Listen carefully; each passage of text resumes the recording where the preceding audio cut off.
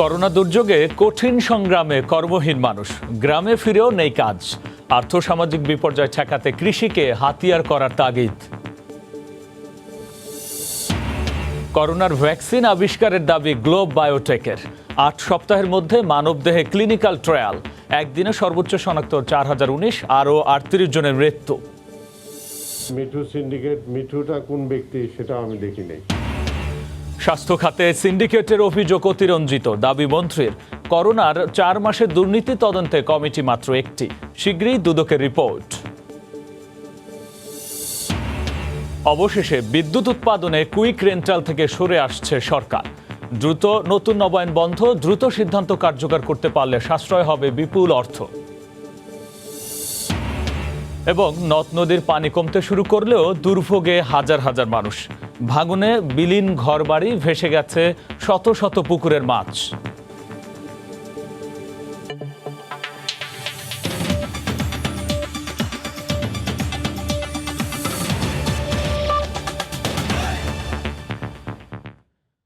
বাংলা সময়ের সঙ্গে আছি আমি গোলাম রাব্বি। করোনা ক্রান্তিতে কাজ হারিয়ে গ্রামে ফেরা মানুষের চাপ বাড়ছে রংপুর সহ উত্তরের জেলাগুলোতে। আর এতে উত্তরের আর্থসামাজিক বিপর্যয়ের যে শঙ্কা সৃষ্টি হয়েছে তা মোকাবেলায় এখনই উদ্যোগের দাবি সংশ্লিষ্টদের। এক্ষেত্রে কৃষিকে হাতিয়ার করার তাগিদ তাদের। তারিকুল ইসলাম ও শাকিল মাহমুদের ক্যামেরায় বিস্তারিত রতন সরকারের রিপোর্টে। জীবিকার তাগিদে ঘর ছেড়ে পরবাসী হওয়া মানুষগুলো করোনা ক্রান্তিতে বেকার হয়ে ফিরে আসছে দল বেঁধে। পরিবারের প্রয়োজনে একসময়ের অভাবী এই জনপদ ছেড়ে কাজের আশায় রাজধানী সহ দেশের বিভিন্ন স্থানে পাড়ি দিয়েছিল। যা বেতন পাচ্ছি তাতে আমাদের তো সংসার চলে না, রুম ভাড়া খাওয়া হয় না, সে কারণে আমি ওখান থেকে চলে আসছি। বাড়িতে এসি, আসার পরে বাড়িতেও কাজকর্ম নেই, বেকার অসহায়ের মধ্যে আছি, কেউ তো খোঁজ খবর নেয় না। ঢাকা থেকে আসার পর থেকে এখন আমাকে কেউ আর কাজে নিতেছে না। বিজিএমইএ এর তথ্য মতে পোশাক শিল্পে নিয়োজিত 50 লাখ শ্রমিকের 3/4 বৃহত্তর রংপুর দিনাজপুর অঞ্চলের। 2 কোটি মানুষ যখন কর্মসংস্থান হারিয়েছে তারা কিন্তু আর শহরে নেই, প্রত্যেকেই ছড়িয়ে পড়েছে গ্রামে। গ্রামীণ যে কর্মসংস্থানটা আছে তার উপর একটা বড় ধরনের প্রেশার পড়তে যাচ্ছে। 2 কোটি মানুষের কর্মসংস্থান হঠাৎ করে শিল্পের মধ্যে করা সম্ভব না, কিন্তু স্বল্পমেয়াদী কিন্তু এটা কৃষির মধ্য দিয়ে করা সম্ভব। করোনার এই মহাদুর্যোগ মোকাবেলায় এই অঞ্চলের খাদ্য নিরাপত্তা ও কর্মসংস্থানকেই বড় চ্যালেঞ্জ হিসেবে দেখছেন সবাই। আর কৃষিকেই পরিস্থিতি মোকাবেলার সর্বোত্তম হাতিয়ার হিসেবে বেছে নেয়ার কথা বলছেন তারা। এই করোনা কালের কৃষি পারে এই অঞ্চলে কর্মসংস্থানের সুযোগ সৃষ্টি করতে, এই কৃষির বহুমুখী ব্যবহার নিশ্চিত করা, কৃষিকে উজ্জীবিত করার মধ্য দিয়ে এই সংকট দীর্ঘমেয়াদে সমাধান সম্ভব।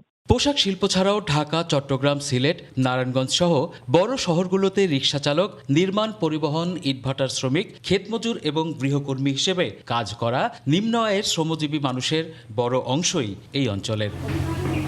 রতন সরকার, সময় সংবাদ, রংপুর। দেশে করোনার প্রথম ভ্যাকসিন আবিষ্কারের দাবি করেছে গ্লোব বায়োটেক। দ্বিতীয় ধাপের গবেষণার পর আগামী 6 থেকে 8 সপ্তাহের মধ্যে এটি মানবদেহে ক্লিনিক্যাল ট্রায়ালের ব্যাপারেও আশাবাদী তারা। এদিকে আবেদন পেলে অনুমতি দেওয়া হবে বলে জানিয়েছে Bangladesh medical research council. We can't afford to lose any more. তাগিদটা হয়তো ছিল ভেতর থেকে। আবেগঘন সংবাদ সম্মেলনে এক তরুণ তুর্কি জানান দিলেন, এবার করোনা ভাইরাসের ভ্যাকসিন আবিষ্কার করলো বাংলাদেশ। দেশীয় প্রতিষ্ঠান গ্লোব বায়োটেক লিমিটেড ভ্যাকসিন আবিষ্কারের প্রাথমিক পরীক্ষায় 100% সফলতা পাওয়ার দাবি করেছে। বৃহস্পতিবার রাজধানীতে সংবাদ সম্মেলনে গ্লোব বায়োটেক লিমিটেডের পক্ষ থেকে দাবি করা হয়, ভ্যাকসিনটি প্রাথমিক অ্যানিমেল ট্রায়ালে অ্যান্টিবডি তৈরির প্রমাণ পেয়েছেন তারা। দ্বিতীয় ধাপে রেস্ট্রিক্টেড অ্যানিমেল ট্রায়ালে যাবে সংস্থাটি, যাতে 6 থেকে 8 সপ্তাহ পর্যন্ত সময় লাগতে পারে। এর পরের ধাপ মানবদেহে ক্লিনিক্যাল ট্রায়াল। 614 নাম্বার পজিশনে একটা অ্যামাইনো অ্যাসিড মিউটেশন আছে, সেই মিউটেশনটা কনসিডার করেই কিন্তু আমরা আমাদের টার্গেট ডেভেলপ করেছি। প্রিলিমিনারি একটা ট্রায়াল করেছি, 6 থেকে 8 সপ্তাহ লাগবে আমাদের একটা রেগুলেটেড ট্রায়াল করে বিএমআরসিতে এথিক্যাল অ্যাপ্রুভালের জন্য দিতে। এখন এটা ডিপেন্ড করতেছে বিএমআরসি আমাকে কতদিনে অ্যাপ্রুভাল দিবে। ক্লিনিক্যাল ট্রায়াল ও পরে বাজারজাতের জন্য সরকারের সংশ্লিষ্ট দপ্তরে অনুমতির জন্য যাবেন তারা। এখন ইনস্ট্যান্ট আমার কাছে 5 থেকে 7 মিলিয়ন ভায়াল তৈরি করার মতো সক্ষমতা আছে। আমি যখন এখান থেকে ক্লিয়ারেন্স পাবো সরকার থেকে, আমি প্রোডাকশন শুরু করতে পারবো। Bangladesh medical research council BMRC বলছে প্রোটোকল মেনে আবেদন করলে দেয়া হবে অনুমোদন। হিউম্যান ট্রায়ালে যখন যাবেন তখন আমাদের ইথিক্যাল অ্যাপ্রুভালের জন্য আমাদের কাছে সাবমিট করবেন পেপার, আমরা তখন ওইটা দেখবো এবং সেটাও একটা CROর মাধ্যমে আসতে হবে। সেটা মহামারী করোনা ভাইরাস 6 মাস পার করেছে। সংক্রমণ ও মৃত্যুর ভয়ানক পরিস্থিতি সামলাতে হিমশিম খাচ্ছে বাংলাদেশ সহ গোটা বিশ্ব। রাশেদ লিমন, সময় সংবাদ, ঢাকা। এদিকে দেশে একদিনে সর্বোচ্চ 4019 জনের দেহে করোনা ভাইরাস শনাক্ত হয়েছে। এ নিয়ে মোট আক্রান্তের সংখ্যা ছাড়ালো 1.5 লাখ। 24 ঘন্টায় আরও 38 জন মারা যাওয়ায় মৃতের সংখ্যা বেড়ে দাঁড়ালো 1926 জনে। এদিন সুস্থ হয়েছেন রেকর্ড 4334 জন। দুপুরে স্বাস্থ্য অধিদপ্তরের নিয়মিত অনলাইন বুলেটিনে এ তথ্য জানানো হয়। চিকিৎসা বিজ্ঞানের সব আবিষ্কার, গবেষণার অন্বেষণকে বৃদ্ধাঙ্গুলি দেখানো এক ভাইরাসের কারণে অস্বস্তিকর জীবনযাপনে বাধ্য হচ্ছে মানুষ। বাংলাদেশের মতো ঘনবসতিপূর্ণ দেশে সংক্রমণের ঝুঁকি এমনিতেই বেশি। বৃহস্পতিবার জানানো হলো সবশেষ 24 ঘন্টায় নতুন করে ভাইরাসটিতে আক্রান্ত হয়েছেন 4019 জন, মারা গেছেন 38 জন। গত 24 ঘন্টায় যা নমুনা পরীক্ষা হয়েছে তাতে শনাক্ত হয়েছেন 4019 জন। 24 ঘন্টায় মৃত্যুবরণ করেছেন 38 জন। এ পর্যন্ত 1926 জন। শনাক্ত বিবেচনায় মৃত্যুর হার 1.26%। মারা যাওয়া 38 জনের মধ্যে 35 জনের বয়সী 40-এর উপরে। সবাই আক্রান্ত হলেও মারা যাওয়ার পরিসংখ্যানে এগিয়ে বয়স্করা। 41 থেকে 50 বছরের মধ্যে 14.80%। 51 থেকে 60 বছরের মধ্যে 29.08% এবং 60ঊর্ধ্ব ব্যক্তি 43.31%। বুলেটিনে বলা হয় করোনা মুক্ত হয়ে পরদিনই কর্মস্থলে যোগ দেওয়া যাবে না। যে কেউ কোভিড-19 পজিটিভ হলে তিনি 14 দিন অবশ্যই আইসোলেশনে থাকবেন এবং লক্ষণ উপসর্গ মুক্ত হলে তিনি আরও 14 দিন কোয়ারেন্টাইন থেকে স্বাভাবিক কাজে ফিরবেন। সুতরাং যারা নিয়োগকারী আছেন তারা এই বিষয়টি বিবেচনায় নিয়ে তাদের কর্মী, কর্মকর্তা, কর্মচারী যারা আছেন তাদেরকে কাজে ফিরতে সহায়তা করবেন। হাত ধোয়া, মাস্ক পরা এবং একে অপর থেকে দূরে থাকার মধ্য দিয়ে নিজেকে, নিজের পরিবারকে, এমনকি গোটা মানবজাতিকে রক্ষা করতে পারার এমন স্বাস্থ্যবিধি আসেনি আগে। তাই সহজ এই বিষয়গুলো মানতে হবে বাঁচার তাগিদে। আতিকুর রহমান তমাল, সময় সংবাদ, ঢাকা। স্বাস্থ্য খাতে দুর্নীতি ও সিন্ডিকেটের কোনো অস্তিত্ব নেই, সবই নাকি অতিরঞ্জিত, এমনটাই দাবি স্বাস্থ্যমন্ত্রীর। এদিকে করোনার 4 মাসে স্বাস্থ্য খাতে দুর্নীতি ও অনিয়মের নানা অভিযোগ উঠে আসলেও মন্ত্রণালয় থেকে তদন্ত কমিটি হয়েছে মাত্র একটি। বিশেষজ্ঞরা বলছেন এমন নিষ্ক্রিয়তা দুর্নীতিকে আরও উৎসাহিত করবে। অন্যদিকে দুদক বলছে করোনাকালের স্বাস্থ্য খাতের দুর্নীতি নিয়ে দ্রুত একটি রিপোর্ট প্রকাশ করতে যাচ্ছে তারা। এহসান জুয়েলের রিপোর্ট। করোনাকাল, বিপর্যস্ত স্বাস্থ্য খাত। চিকিৎসকদের সুরক্ষা সামগ্রীর কেনাকাটায় গোলমিলের পর হোটেলে থাকা খাওয়ার বিলে অসঙ্গতির অভিযোগ। জরুরি পরিস্থিতির সুযোগে চিকিৎসা সরঞ্জাম কেনাকাটা সহ সবশেষ করোনা পরীক্ষার কিট সংকটে নানা প্রশ্ন। দেশে করোনার সংক্রমণ শুরু মার্চে। এই সময়ে নানা অনিয়ম আর দুর্নীতির অভিযোগ উঠে এলেও গত 4 মাসে মন্ত্রণালয় তদন্ত কমিটি করেছে কেবল N95 মাস্ক কেনাকাটা। সেই রিপোর্টও দায়সারা। এইসব অভিযোগের পরিপ্রেক্ষিতে অগ্রণী ভূমিকা পালন করার কথা স্বাস্থ্য মন্ত্রণালয়ের, কিন্তু এখন পর্যন্ত দৃশ্যমান কোনো ব্যবস্থা নিতে দেখা যায়নি। উল্টো সিন্ডিকেটের অস্তিত্ব অস্বীকার করে স্বাস্থ্যমন্ত্রী দাবি করছেন এইসব বিষয় অতিরঞ্জিত। মিঠু সিন্ডিকেট, মিঠুটা কোন ব্যক্তি সেটা আমি দেখি নাই। সিন্ডিকেট কথাটা যে ব্যবহার হয় এটা আমরা অতিরঞ্জিত। সিন্ডিকেট থাকতে পারে, আমি তো চোখে দেখি নাই, কারণ আমার কাছে এখানে কোনো সিন্ডিকেটের কোনো অবস্থান নাই। 600টা জায়গা থেকে ক্রয় হয়, তো 600টা জায়গায় সিন্ডিকেট করা তো ইজ ডিফিকাল্ট। অভিযোগগুলোর তদন্ত না হওয়াকে দুঃখজনক মনে করছেন বিশেষজ্ঞরা। ক্রয় খাতের সিদ্ধান্ত গ্রহণ যারা করেন তারা এসব কিছু জানেন না, এই কথা বললে, এটা তাদের নলেজের বাইরে এই কথা বললে কিন্তু বিশ্বাস করা যাবে না। এবং তারই কিন্তু প্রমাণ যেটা দেখা গেছে, বিভিন্ন সময় স্বাস্থ্য খাতে উচ্চ পর্যায়ে জড়িত ব্যক্তিবর্গদের একাংশ কিন্তু দেশে বিদেশে সম্পদের বিকাশ ঘটিয়েছেন। করোনার আগে দুদক স্বাস্থ্য খাত নিয়ে যে রিপোর্ট দিয়েছে, 6 মাস পর সম্প্রতি সে অনুযায়ী 14টি প্রতিষ্ঠান কালো তালিকাভুক্ত করে স্বাস্থ্য অধিদপ্তর। করোনাকালীন সময়ে দুর্নীতি নিয়ে এখন নতুন করে তদন্ত করছে দুদক। সেই রিপোর্ট দেওয়া হবে শীঘ্রই। অনুসন্ধান সবই চলছে, যা আপনারা দেখছেন পত্রিকায়, আপনারা যা পাচ্ছেন, আমরা প্রত্যেকটাই ইনকোয়ারি করছি, ইনকোয়ারির অর্ডার আছে এবং আমি মনে করি যে এগুলোর রিপোর্ট আমরা সহসা পাবো। এরপরে আমরা বুঝতে পারবো যে হোয়াট ইজ টু বি ডান।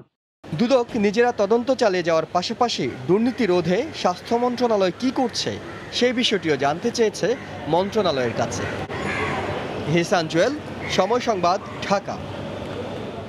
এদিকে স্বাস্থ্যমন্ত্রী অপসারণ ও স্বাস্থ্য খাতে অনিয়ম দুর্নীতি বন্ধের দাবিতে মানববন্ধন করেছে বাসদ ও বাম জোট। দুপুরে নওগাঁর ব্রিজ মোড়ে মানববন্ধন অনুষ্ঠিত হয়। এতে জেলা বাসদের আহ্বায়ক জয়নাল আবেদিন মুকুল, শফিকুল ইসলাম সহ নানা শ্রেণী পেশার মানুষ অংশ নেন। এ সময় বক্তারা করোনা পরিস্থিতিতে স্বাস্থ্য খাতে অনিয়ম দুর্নীতি বন্ধ, স্বাস্থ্যমন্ত্রীর অপসারণ সহ 7 দফা দাবি জানান। একই দাবিতে মৌলভীবাজারের চৌমোহনা চত্বরে মানববন্ধন ও বিক্ষোভ করে গণতান্ত্রিক বাম জোট।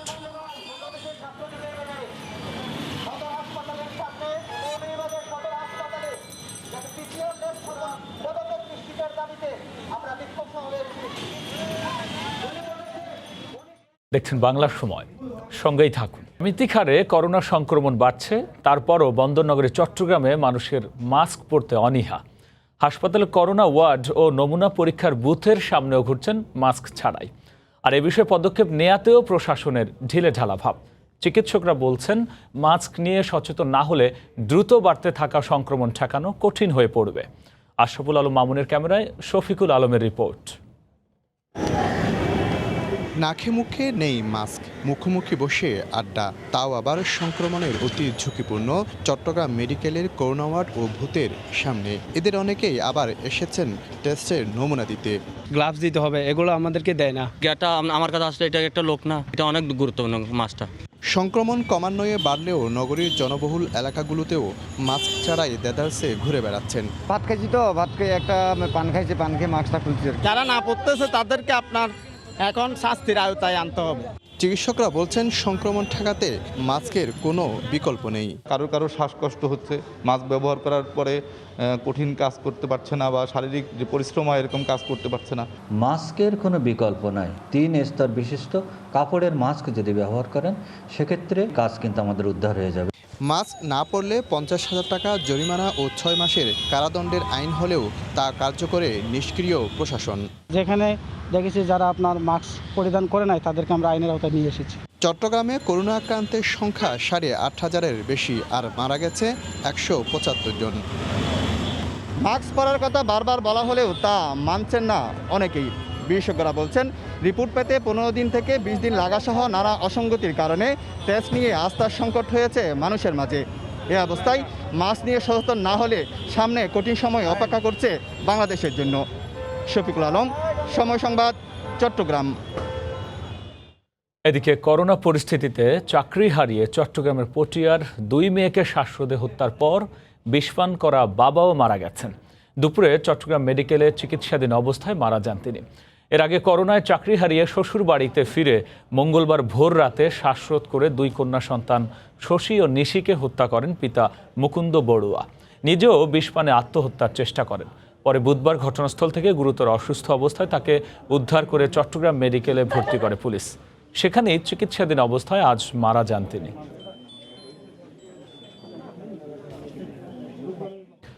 বাংলার সময় আরও থাকছে। ব্রাহ্মণবাড়িয়ার নাসিরনগরে সংঘবদ্ধ অপরাধে জড়িয়ে পড়ছেন নারীরা। দেশ জুড়ে ব্যবহার করা হচ্ছে ছিনতাইয়ের কাজে।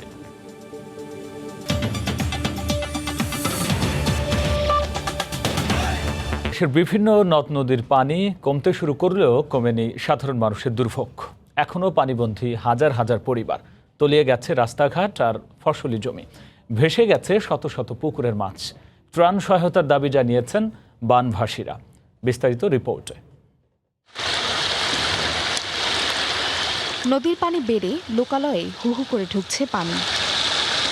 মাথা গোজার ঠাঁই খুঁজতে বাধ্য হয়ে ঘরবাড়ি ছেড়ে যাচ্ছেন অনেকেই।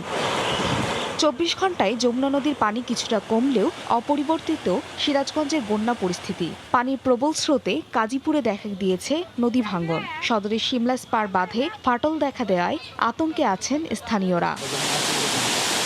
বর্ষার শুরুতেই নদী ভাঙ্গনে টাঙ্গাইলের কালিহাতী, ভুয়াপুর ও নাগরপুরের শতাধিক পরিবার গৃহহীন হয়ে পড়েন। সব হারিয়ে মানবেতর জীবনযাপন করছেন তারা। ভ্যান রিক্সাও চালাইতে পারতেছে না ভ্যান গাড়িরা, আমরা কর্মস্থলে যাইতে পারতেছি না। সরকার যদি কিছু আমাদের জন্য কিছু করে এইটাই চাওয়া। বাড়িঘর আর রাস্তায় কোমর পানি, নেই কোনো কাজকর্ম। এর মধ্যে আবার খাদ্য সংকট দেখা দিয়েছে জামালপুরের ইসলামপুরে। গাছের কাঁচা কাঁঠাল আর ভুট্টার গুঁড়ো খেয়ে কোনো মতে দিন পার করছেন অনেকে। খাওয়া দাওয়া করে বানাচ্ছি না, তারপরে গরু ছাগল মরবে নাকছে খাওয়াবে করে। সরকারে খালি পানি নেই, কোনো তো খাইতে দেয় না আমার ঘরে। এই বেঞ্চে তঙ্গ তো বাঁচানো খুব জুলুম বেজে গেছে গাং করে। পাহাড়ি ঢলে পানিবন্দী সুনামগঞ্জের নিম্নাঞ্চলবাসী। প্রবল স্রোতে ভেসে গেছে শত শত পুকুরের মাছ। সব মাছে 1 কেজি 1.5 কেজি 2 কেজি ওজনের আসিল। আমরা এই মাছের টাকা দিয়ে এবার আমরা কোম্পানির কিস্তি দেওয়ার কথা আছিল। নটা পুকুর হঠাৎ করে বন্যা অকল মাছ বাসায় হয়ে গেছে, কিন্তু আমরা 15-16 জন মানুষের কাম করে চিন্তা করতে আমরা। এছাড়া মানিকগঞ্জ ও গাইবান্ধা সহ দেশের বিভিন্ন জেলার নদ নদীর পানি কমলেও বিপদসীমার উপর দিয়ে প্রবাহিত হতে থাকায় দুর্ভোগ কাটছে না সাধারণ মানুষের। এ অবস্থায় ত্রাণ সহায়তা চেয়েছেন বানভাসীরা। ফাহরিয়া ফারজানা, সময় সংবাদ। পদ্মার প্রবল স্রোতে কাঁঠালবাড়ি শিমুলিয়া নৌ রুটে ফেরি চলাচল ব্যাহত হয়। উভয় পাড়ে পারাপারের অপেক্ষায় রয়েছে হাজারেরও বেশি যানবাহন। ঘাট কর্তৃপক্ষ জানায়, প্রতিকূল পরিস্থিতি বিবেচনায় এ রুটে 16টির মধ্যে চলাচল করছে মাত্র 7টি ফেরি। এতে দুপাড়ে যানবাহনের দীর্ঘ সারি তৈরি হয়েছে। সবচেয়ে বেশি চাপ করোনায় চাকরি হারিয়ে মালামাল নিয়ে গ্রামে ফেরা মানুষের। বেশিরভাগ মানুষকেই দেখা যায় রাজধানী ঢাকায় বসবাসের সামর্থ্য হারিয়ে তল্পি তল্পা নিয়ে বাড়ি ফিরছেন। করোনা পরিস্থিতিতে আয় কমে যাওয়ায় পরিবার পরিজন নিয়ে বেঁচে থাকার তাগিদে তাদের ফিরতে হচ্ছে বলে জানান দক্ষিণ পশ্চিমাঞ্চলগামী যাত্রীরা। আমি একটা আড়তে কাজ করতাম, কাজ বন্ধ, বাড়িওয়ালা ঘর ভাড়া কম নিতেছে না, তো এখন গ্রামে যাইতে আছি। গ্রামে জমি জমা আছে। প্রায় 40 বছর ধরে ঢাকা শহর আমি ড্রাইভারি চাকরি করি। এই পর্যন্ত আমি প্রায় 4 মাস ধরে লকডাউন দেওয়ার পরের থেকে চাকরিও নাই, আর চলতে ফিরতে পারতেছি না। ভাড়া দিতে পারছি না, বিদায় মাল চামানা নিয়ে দেশে যাচ্ছি। আমার ছেলেরা ব্যবসা করে, ব্যবসা বন্ধ, যার কারণে বাসা ছেড়ে দেশে চলে যেতেছে। নারায়ণগঞ্জে নিখোঁজের 3 মাস পর তেলে ড্রাম থেকে ব্যবসায়ীর লাশ উদ্ধার করা হয়েছে। দুপুরে স্থানীয় একটি পুকুর থেকে লাশটি উদ্ধার করা হয়। পুলিশ জানায়, গত 4 এপ্রিল নিখোঁজ হন মোটরসাইকেল ও গাড়ির যন্ত্রাংশ ব্যবসায়ী হেকমত আলী। এ ঘটনায় দোকানের ম্যানেজার সবুজ সহ 4 জনকে আসামি করে রূপগঞ্জ থানায় একটি অপহরণ মামলা করেন তার স্ত্রী। সম্প্রতি সবুজকে রিমান্ডে নেয় পিবিআই। জিজ্ঞাসাবাদে হত্যাকাণ্ডের কথা স্বীকার করে অভিযুক্ত সবুজ পরে তার দেয়া তথ্যের ভিত্তিতে তেলে ড্রামের ভেতর থেকে ব্যবসায়ী হেকমতের লাশ উদ্ধার করা হয়।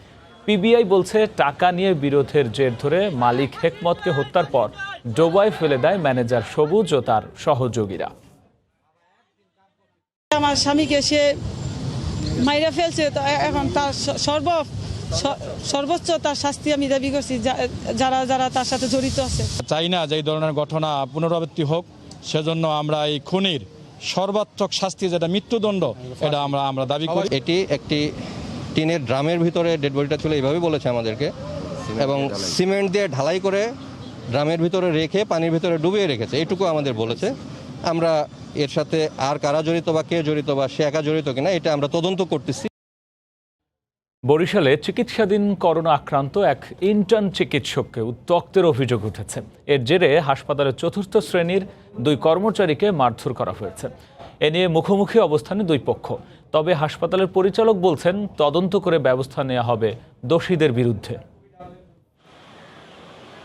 বরিশাল শেরেবাংলা মেডিকেল কলেজ হাসপাতালের করোনা ওয়ার্ডে গত 28 জুন চিকিৎসাধীন এক নারী ইন্টার্ন চিকিৎসককে উত্ত্যক্তের অভিযোগ ওঠে 3য় ও 4র্থ শ্রেণীর কর্মচারীদের বিরুদ্ধে। এর জেরে পরের দিন হাসপাতালের অফিস সহায়ক দিদারুল ইসলাম ও নুরুল ইসলামকে ইন্টার্ন চিকিৎসকরা মারধর করেন। বৃহস্পতিবার হাসপাতালের পরিচালকের কাছে মারধরের ঘটনার বিচার দাবি করেন 3য় ও 4র্থ শ্রেণীর কর্মচারীরা। 24 ঘন্টার মধ্যে বিচার না পেলে আন্দোলনেরও হুমকি দেন তারা। হোস্টেলে নিয়ে যাওয়ার পরে আমাদের মারধর করে অপমান করলো। পিপি খুললে মারতেছে, আবার পিপি পরাই দিয়ে কয় কি এই কেটে যদি কও তাহলে তো খুন করে এলাম, লাশ গুম করে এলাম, তো লাশ কেউ পাইবে না।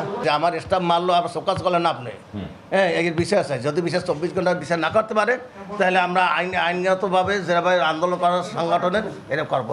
তবে ইন্টার্ন চিকিৎসকরা মারধরের অভিযোগ অস্বীকার করে দাবি করেন, উত্ত্যক্তের বিষয়টি ধামাচাপা দিতে তারা অপচেষ্টা চালাচ্ছে। এই যে 2জন লোক তাদেরকে এমনি আমরা জিজ্ঞাসাবাদ করছিলাম যে এরকম কোনো ইয়ে কিনা, এই এতটুকু। এই অপকর্ম ঢাকার জন্য বা ব্যবস্থাটা তাদের বিরুদ্ধে সত্যি না হতে পারে, এই জন্য তারা এই তালবাহানা করে। তদন্ত করে ঘটনায় জড়িতদের বিরুদ্ধে যথাযথ ব্যবস্থা নেওয়ার আশ্বাস দেন হাসপাতালের পরিচালক। আমাদের কাছে লিখিত অভিযোগ আসলে আমরা সেটা যথাযথ ইনকোয়ারি কমিটি করে আমরা কিন্তু যথা ব্যবস্থা নেব। গত 27 জুন ওই নারী ইন্টার্ন চিকিৎসক করোনা আক্রান্ত হয়ে ভর্তি হন। ঘটনার রাতে করোনা ওয়ার্ডের 3 তলার একটি কক্ষে একাই ছিলেন তিনি। সময় সংবাদ, বরিশাল। দ্রুত বিদ্যুৎ পেতে দেশে চালু হওয়া কুইক রেন্টাল প্লান্ট যুগের ইতি ঘটতে যাচ্ছে। সরকার বলছে নবায়ন করা হবে না আর কোনো বিদ্যুৎ কেন্দ্রের মেয়াদ। যদিও বিদ্যুৎ খাতে বছরে ভর্তুকি 8,500 কোটি টাকার মধ্যে বড় অংশই ব্যয় হয় এসব প্ল্যান্টের পেছনে। বিশ্লেষকদের দাবি, দ্রুত সময়ের মধ্যে এসব কেন্দ্র বন্ধ করতে পারলে বিপুল পরিমাণ অর্থ সাশ্রয় সম্ভব প্রতি বছর। দেবাশিস রায় জানাচ্ছেন বিস্তারিত।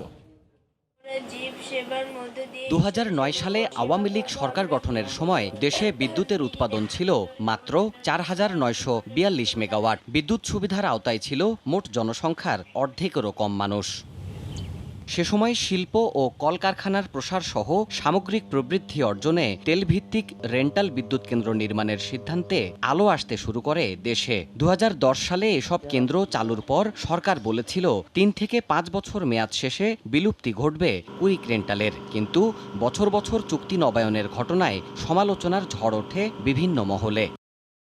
বর্তমানে দেশের 137টি বিদ্যুৎ কেন্দ্রের মধ্যে কুইক রেন্টাল রয়েছে 11টি আর রেন্টাল 9টি। এসব কেন্দ্র জ্বালানি কিংবা কারিগরি সংকটে উৎপাদন না করলেও ভাড়া বা ক্যাপাসিটি পেমেন্ট বাবদ বছরে অন্তত 2,500 কোটি টাকা পরিশোধ করতে হয় সরকারকে। গবেষণা প্রতিষ্ঠান পাওয়ার সেল এরই মধ্যে 12টি রেন্টাল প্ল্যান্ট বন্ধ করার তথ্য জানিয়ে বলছে, ভাড়ায় চালিত আর কোনো বিদ্যুৎ কেন্দ্রের মেয়াদ নবায়ন করা হবে না। বছরে 8,000-8,500 কোটি টাকা, যেটা বিপিডিপিকে বিদ্যুতের জন্য এই জন্য সরকারকে ভর্তুকি বা সাপোর্ট দিতে হয়। এটা ক্যাপাসিটি চার্জও তো একটা বড় অংশ সেখানে অবশ্যই কন্ট্রিবিউট করে। যেসব বিদ্যুৎ কেন্দ্র আমাদের কস্টলি এবং আমরা মনে করছি যেগুলো আর চালানোর দরকার নেই, ওগুলো কিন্তু আর মেয়াদ বর্ধিত করা হবে না। বিশ্লেষকদের দাবি, অযাচিতভাবে এসব কেন্দ্র এখনো উৎপাদনে রয়েছে। অভিযোগ আছে দুর্নীতিরও। অন্যায়ভাবে চুক্তি করে তাকে লাভবান করা হয়েছে, সেটা প্রমাণ করার পরে সে চুক্তি বাতিল করা যাবে না, সে চুক্তি রিভাইজ করা যাবে না, তা নয়। এটা ইমিডিয়েটলি বাতিল করতে হবে, তার জন্য কোনো কিছু অন্তর নাই। এখনো প্রহসন চালিয়ে যাচ্ছে। তখন এইসব বিদ্যুৎ কেন্দ্রের ক্যাপাসিটি পেমেন্ট দিয়ে তাদেরকে আর্থিক সুবিধা দেওয়া হয়েছে, তাদেরকে ব্যবসা দেওয়া হয়েছে। বিদ্যুৎ দেওয়াটা উদ্দেশ্য ছিল না। এসব বিদ্যুৎ কেন্দ্র সম্পূর্ণরূপে বন্ধ হলে সাশ্রয় করা ভর্তুকির টাকা বিদ্যুৎ খাতের টেকসই উন্নয়নে কাজে লাগানো সম্ভব বলেও জানাচ্ছেন বিশ্লেষকরা। দেবাশিস রায়, সময় সংবাদ, ঢাকা। ব্রাহ্মণবাড়িয়ার নাসিরনগর উপজেলার একটি ইউনিয়নে সংঘবদ্ধ অপরাধে জড়িয়ে পড়ছেন নারীরা। গত কয়েক বছরে দেশ জুড়ে ওই এলাকার অন্তত 100 নারী ছিনতাইকারী ধরা পড়েছে। এলাকাবাসী ও জনপ্রতিনিধিরা বলছেন অপরাধ ঠেকাতে সক্রিয় তারা, আর পুলিশ বলছে সেখানে একটি স্থায়ী ক্যাম্প স্থাপনের চিন্তাভাবনা চলছে। জুয়েল রহমানের ক্যামেরায় উজ্জ্বল চক্রবর্তীর রিপোর্ট। ব্রাহ্মণবাড়িয়া জেলা সদর থেকে প্রায় 60 কিলোমিটার দূরে নাসিরনগরের ধর্মমণ্ডল ইউনিয়ন। গ্রামটিতে অনুসন্ধানকালে বের হয়ে আসে চাঞ্চল্যকর লোমহর্ষক অনেক ঘটনা। এলাকাবাসী জানায়, এলাকার নারীরা উচ্চ মূল্যে আগাম বিক্রি হয় অপরাধী চক্রের হাতে। তাদের বেশিরভাগেরই টার্গেট থাকে ট্রেনে নারী যাত্রীরা। 2019 সালের জানুয়ারিতে নোয়াখালীর কোম্পানিগঞ্জে স্বাস্থ্য কমপ্লেক্সে রোগীর চেইন চুরি করতে গিয়ে ধরা পড়ে ধর্মমণ্ডল এলাকার সুলতানা খাতুন, চম্পা খাতুন সহ 3 নারী। 2018 সালে রাজশাহীতে স্বর্ণের চেইন ছিনতাই করতে গিয়ে ধরা পড়ে ধর্মমণ্ডলের সোলেমা খাতুন, লাভলি আক্তার, রিনা খাতুন, রিফুজা খাতুন ও শামসুন নাহার বেগম সহ 5 নারী। 2019 সালে ফেনীতে ছিনতাইয়ের সময় ধরা পড়ে ওই এলাকার মুর্তুজ আলীর ছেলে রহিম মিয়ার স্ত্রী আকলিমা। জেল থেকে বের হয়ে হদিশ নেই আকলিমার। নিজের ছেলে এবং ছেলে বউয়ের অপকর্মের কারণে তাদের সাথে সম্পর্ক ছিন্ন করেন মুর্তুজ আলী। শুধু মুর্তুজ আলীর পরিবারই নয়, চুরি, ছিনতাই, ডাকাতি, নানা অপরাধে জড়িত এলাকার অনেক মানুষ। আমরা যখন বাহিরে চলাফেরা করি বন্ধু বান্ধবের কাছে, এই বিষয়টা নিয়ে আমরা অনেক প্রতিপন্ন করি। স্থানীয় জনপ্রতিনিধিরা জানান, এই অপবাদ থেকে এলাকাকে মুক্ত করার চেষ্টা করছেন। এই যে বদনামটা এটা কিভাবে দূর করা যায় এবং এটা প্রক্রিয়া চলছে। পুলিশও জানায়, অপরাধ দমনে সেখানে একটি পুলিশ ফাঁড়িও নির্মাণের কথা ভাবা হচ্ছে। যে মহিলা যত বেশি চুরিতে এক্সপার্ট তার মূল্য তত বেশি থাকে। শিক্ষার দিক থেকে পিছিয়ে পড়া জেলার সবশেষ উত্তরের ইউনিয়ন ধর্মমণ্ডল 5টি গ্রাম নিয়ে গঠিত, লোক সংখ্যা প্রায় 25,000। সময় সংবাদ, ব্রাহ্মণবাড়িয়া। দেখছেন বাংলার সময়, সঙ্গেই থাকুন। চলতি বড় মৌসুমে বগুড়ায় হাট বাজারগুলোতে ধানের দাম ভালো পাওয়ায় খুশি কৃষকরা। দুপচাচিয়ার ধাপের হাট সহ জেলার বিভিন্ন ধানের বাজারে মন প্রতি মোটা ধান বিক্রি হচ্ছে 800 থেকে 850 টাকায়, আর চিকন ধান প্রতি মন 900 থেকে 1000 টাকা। তবে লকডাউনের কারণে যানবাহন খরচ এবং বেশি দামে ধান কেনায় সরকারের সাথে চুক্তিবদ্ধ চাল দিতে লোকসানের আশঙ্কা মিল মালিকদের। মোটামুটি ফসল ভালোই হচ্ছে, দামও ভালো, তাতে লস লয়, লাভের মধ্যেই আমরা আছি। দাম পাচ্ছি মোটামুটি ভালোই। তো এবারে আমাকে ধান তো গোডাউনত লেয় না, আমরা হাটত বিক্রি করছি 800 850, ধানের মান না খারাপ। আমরা তো সরকারের সাথে যেভাবে চুক্তিপত্র করছি, এখন তো আমাদের বহুত টাকা নষ্ট হয়ে যায়। তো এই জন্য যদি কেজিকে 1-2 টাকা বাড়া দেয় তাতে আমাদের একটু সুবিধা হতো। মাদারীপুরে খাদ্য বান্ধব কর্মসূচির 15 বস্তা চাল চুরি করে গোডাউন পুড়িয়ে দিল দুর্বৃত্তরা। ক্ষতিগ্রস্ত ডিলার জানান, দীর্ঘদিন ধরে শিবচরের বাহাদুরপুর বাজারে 10 টাকা কেজির চাল বিক্রি করে আসছিলেন তিনি। গতরাতে গোডাউনে 15 বস্তা চাল রেখে বাড়ি চলে যান। গভীর রাতে একদল দুর্বৃত্ত সব চাল চুরি করে গোডাউনে আগুন ধরিয়ে দেয়। সকালে ঘটনাস্থল পরিদর্শন করে ব্যবস্থা নেওয়ার আশ্বাস দেয় পুলিশ।